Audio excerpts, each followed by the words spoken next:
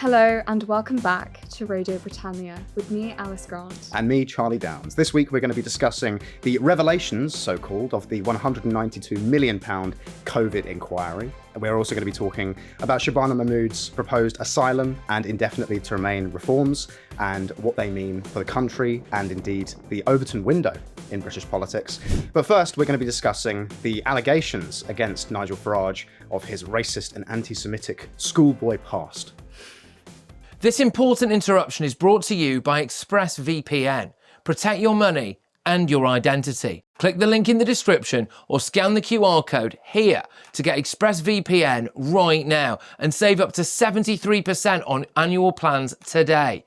Right, let's get back into it. Nigel Farage must explain his behaviour from when he was a schoolboy, says the BBC and The Guardian, because apparently he made some anti-Semitic comments when he was about 12 in the 70s.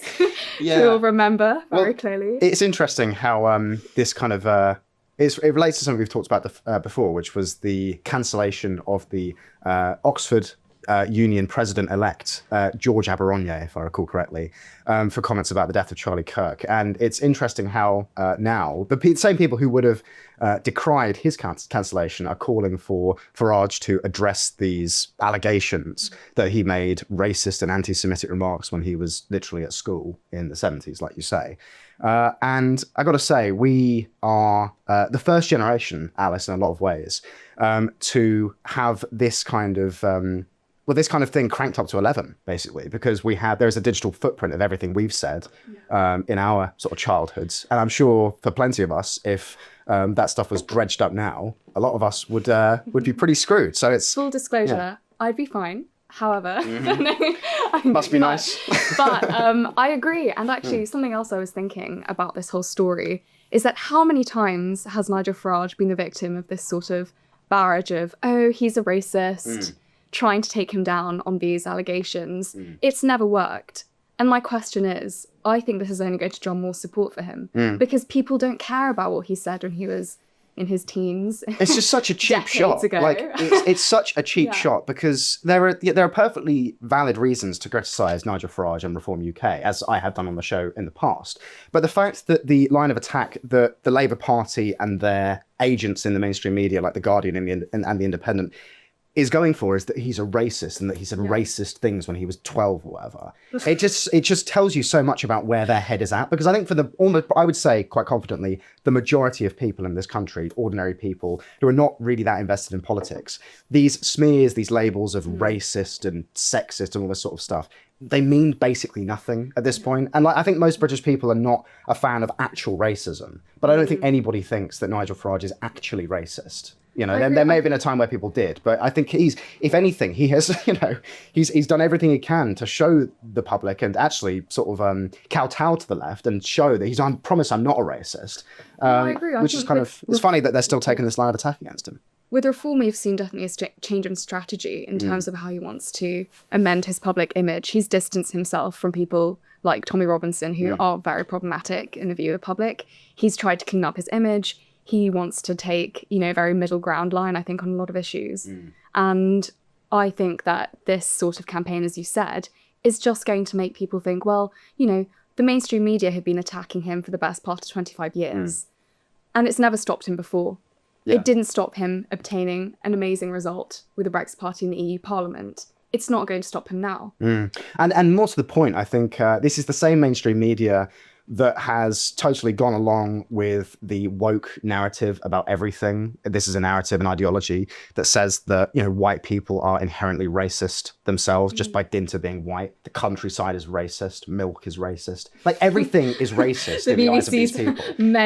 So the BBC calling you racist means next to nothing, in my view. From a strategic perspective, I do think actually appealing to the likes of the BBC and trying to convince them that those people of conservative mind are not racist, I promise I'm not, is a losing strategy. Because even if you do that, as Farage has tried to in recent years, they're still going to go after you anyway. They're still going to call you racist because you're never ever going to I don't think you're ever going to be able to make peace with these people. They're never going to accept us. So we should just step over them instead of appealing to their kind of moral framework. What I find funny, particularly, is Sir Keir Starmer saying that Farage has to explain these stories.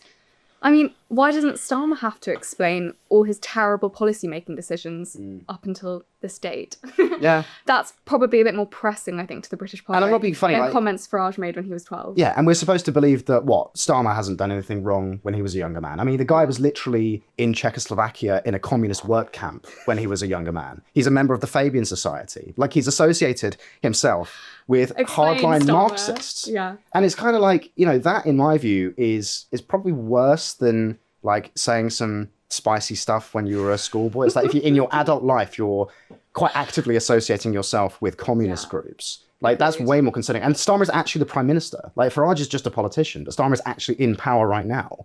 And these questions are not put towards him. And actually, it's, Nigel Farage, when he was a boy, saying some stuff when he was at school that we should be concerned about. Indeed. And as I said, like, there are perfectly legitimate criticisms of Reform UK that you can have, which the government, if they wanted to see them off at the pass, would be doing. And I think they are actually doing this with their asylum and ILR reforms, which we're going to talk about in a minute. But this line of attack is just so outdated. It's like, are we still in like 2016? Are we still throwing these smears at each other? It's just embarrassing.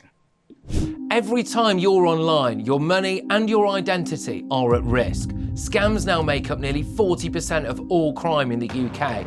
That's thousands of attacks every single day.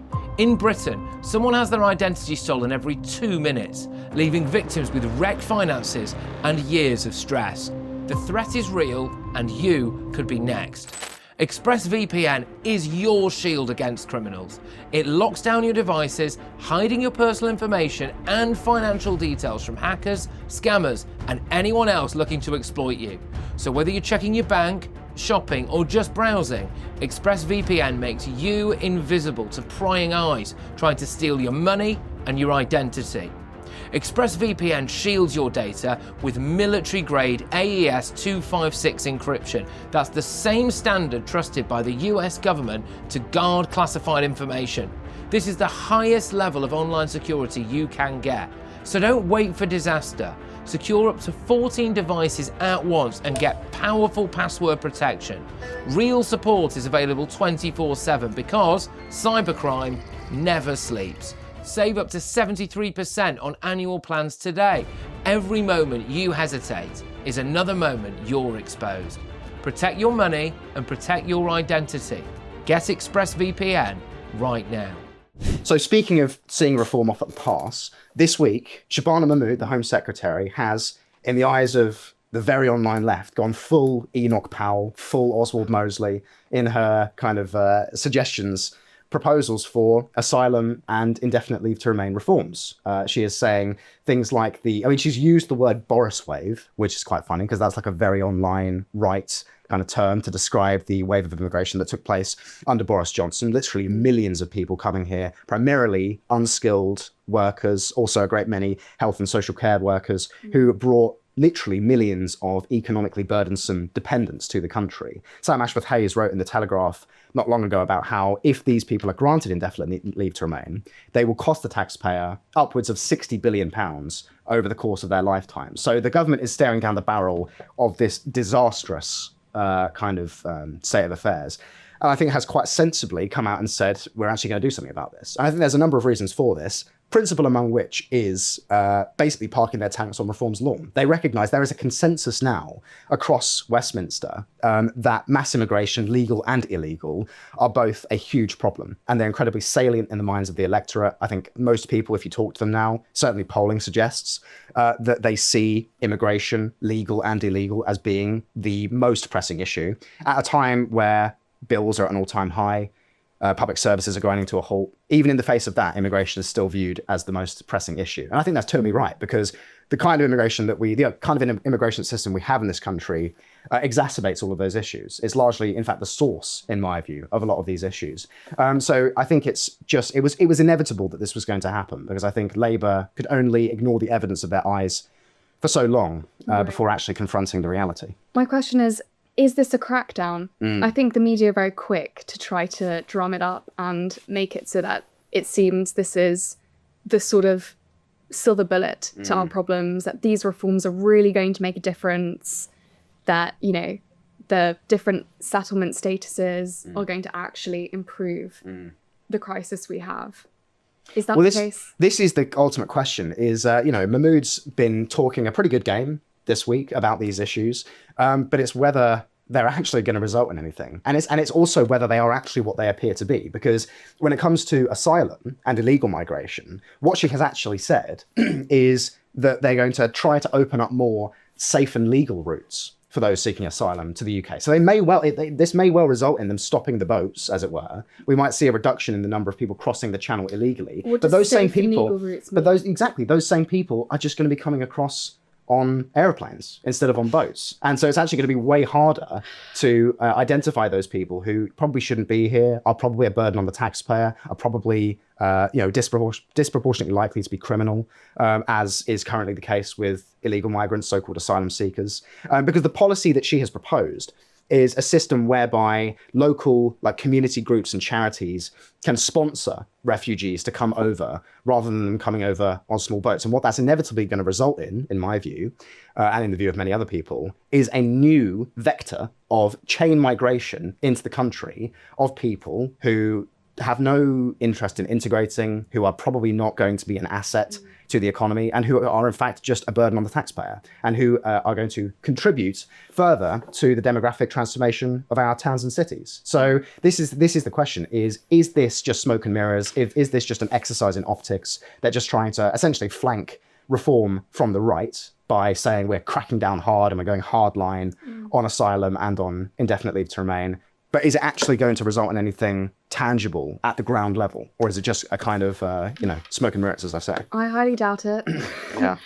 Let's move on to the COVID inquiry, which is something I've taken a particular interest in. A recent report came out essentially saying that the government, surprise, didn't lock down hard enough and not soon enough. This is amazing. This is astonishing to me. I think that the fact that the report didn't even question the lockdown, despite just how controversial it's been. Everyone has been talking since the lockdown about really how quite dystopian it was and how such a measure was so intense and perhaps unnecessary. And now we have the evidence that other countries such as Sweden, who didn't choose to lock down people, enforce social distancing measures, shut down the economy, actually did well for themselves. They had far better outcomes in terms of excess deaths and the economy, as you say. And in fact, the government apparently failed to take a sufficiently timely and effective action. That's what the report says. I mean, it's another word they use, which also I found quite interesting, was that it was inevitable that we were to lock down, which is something worth drawing attention to, because the idea that any single policy decision is inevitable immediately strikes me as being suspect. Indeed. Yeah, well, this How true is it that anything is inevitable? Well, this is why aren't they questioning the government's policy decision making at that time and using language like inevitable? I mean, I would throw the whole report in the bin upon seeing that. Well, this has long been the strategy of the kind of Blairite system of government that we have in this country. If you listen to Blair back in the 90s and early noughties, he'd speak about all things in the language of inevitability and consensus. Like globalization is inevitable. That was one of his key kind of principles when he was the prime minister. And so we have to get on the train or get left behind. Yeah. And he still speaks in this way today. If you listen to him speak about things like digital ID, which has been his pet project for the last 30 years, he will say that these kinds of things are inevitable. And the question is not whether it's going to happen or whether it's not. It's whether Britain embraces it and gets on the train or gets left behind. Yeah. And so it's interesting to see this inquiry, supposedly independent, but funded by the taxpayer, take that same kind of line. The response to the COVID pandemic that was actually taken was inevitable. And so the question was, how hard do we do it? Exactly. Not taking that step back and asking, did lockdown actually work? Yeah. Did lockdown actually save lives? That question is not even asked in this inquiry. Another thing, you mentioned digital ID. In this report, they talk about our surveillance mechanisms not being as strong as they should have been, which is, I think, very dangerous language. I mean, what are they saying? Are they saying that because the surveillance at that time was already, it had already been cranked up so far. You remember the COVID app? Like the app that would ping you if you were near somebody who was I never downloaded infected. It, but I did hear about it. Yeah, but like the fact that they were saying that actually we should have leaned further into the kind of dystopian totalitarian surveillance state of policies that already were doing. Practically enforced vaccines. Yeah. That to me already is a massive affront to our civil liberties and our autonomy as human beings. But this is the issue here, is that what they are basically saying, they are criticising on the surface, they are criticising the government response, and they're saying that the government failed here, there and everywhere, saying that the Boris Johnson administration was chaotic and toxic and all those sorts of things. And do you know what? I don't doubt that. I think that the Boris ministry was a disaster for a number of different reasons. But the line of attack that they're taking in this inquiry, in my view, is actually completely in keeping with like the regime approved line on this, which is that lockdown was good, social distancing was good, pausing the economy and plunging the nation into debt and inflation was good. And actually we should have done all of those things even harder, earlier, faster. And so what that tells you is that if something like COVID happens again in the future, their response will be to do COVID all over again, but harder and faster and more intensely, which is a very terrifying prospect in my view. Yeah, absolutely. Agreed. I mean, this talk of modelling with absolutely no sort of citations or tracing as to what they're even referring to. Modelling is this really bizarre, sort of vague and ambiguous concept that I don't think anyone really quite understands. The models seem to change every minute during COVID. We had these new variants emerging. It was all just so suspicious. Yeah. And this report is so disappointing because I think many people, such as myself, had maybe a tiny bit of reserved hope that perhaps there'd be some challenging of the wider policy, considering how much suffering it caused to people who were separated from their families, to people who had to watch their loved ones die alone in care homes, to people who were fined for, walking out on the street without a mask or not observing the 2-meter rule, which looking back was ridiculous. And even deeper than that, it's the way in which it transformed the social fabric in this country, the way that it turned parent against child, neighbour against neighbour, friend against friend. If you were even slightly suspicious of the measures that were implemented to supposedly fight this disease, the disease that has like a 0.1% fatality rate among most people outside of the over 80s. Yeah. But this is the thing is, I think that the kind of permanent state in Britain, the managerial state beneath the public-facing sort of veneer of government, they do believe that they did the right thing. They believe that, SAGE and so on, I think still stand by everything they did. And you're so right on the modelling point. Modelling during COVID was used as a justification for anything and everything. And so the fact that they're still appealing to that, saying, well, our modelling shows that if we'd locked down 1 week earlier, 23,000 lives would have been saved. Well, and it's like, I don't think it's possible to know that. If the report had actually taken this seriously, it would have questioned, firstly, whether lockdown was actually the best possible policy to pursue, concluding that it probably wasn't, considering how much economic, mental, emotional suffering it caused people for seemingly very little gain, because at the same time they admit that deaths were still very high. Yeah.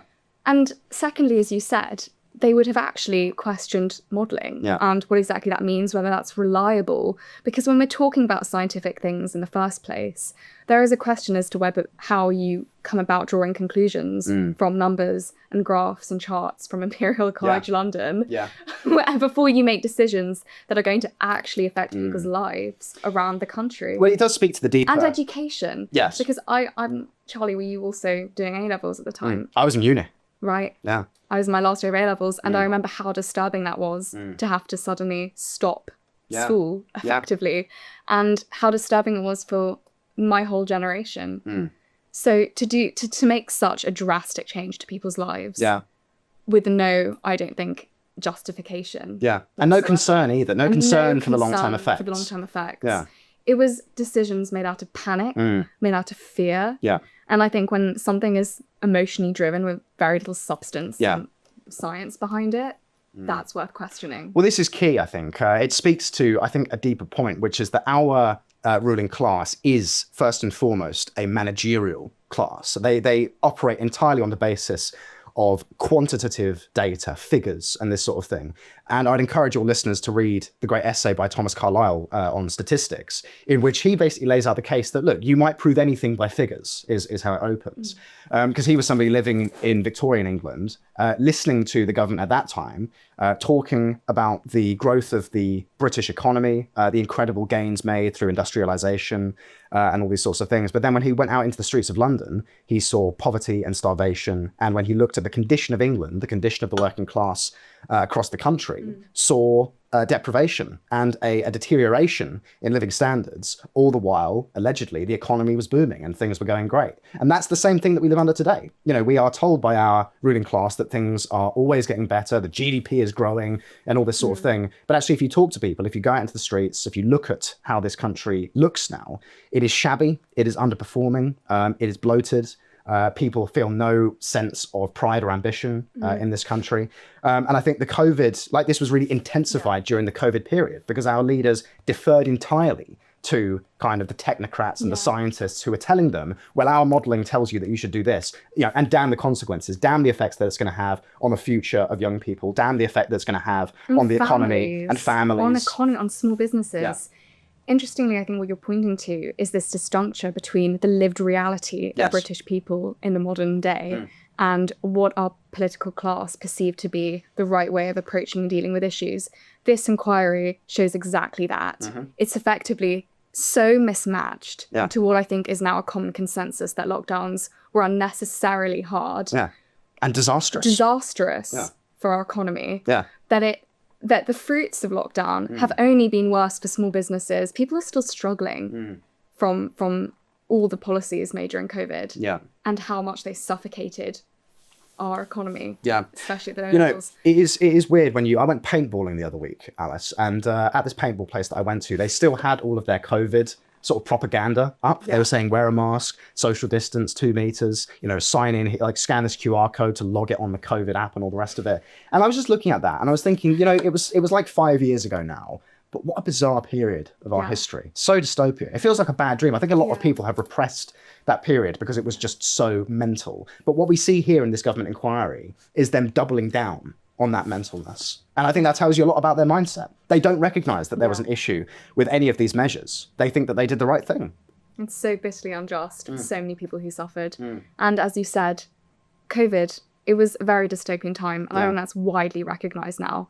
It's not uncontroversial to say that lockdown was extreme, was unnecessary, and didn't actually save lives. And more to the point, I don't think we'd even begun to understand the long-term consequences of it, because there's all sorts of quite robust research out there now about the way in which it has stunted the emotional and linguistic development of very young children who at the time were, you know, let's say they were 2 years old at the time.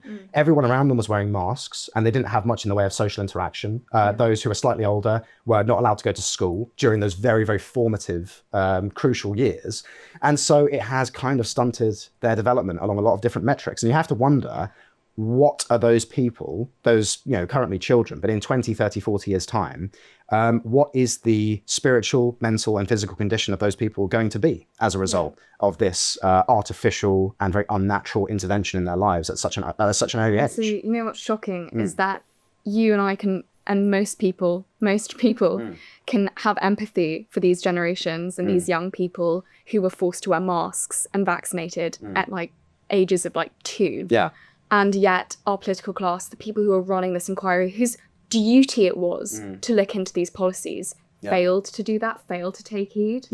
It's astonishing to me. Well, again, it tells you who it is they're actually trying to serve the interests of. Because in this inquiry, if you read through the second report that dropped yesterday at time of recording, it does not read like people who are interested in serving the people, like the ordinary people of Britain. Reads like people who are going to bat for and defend the state.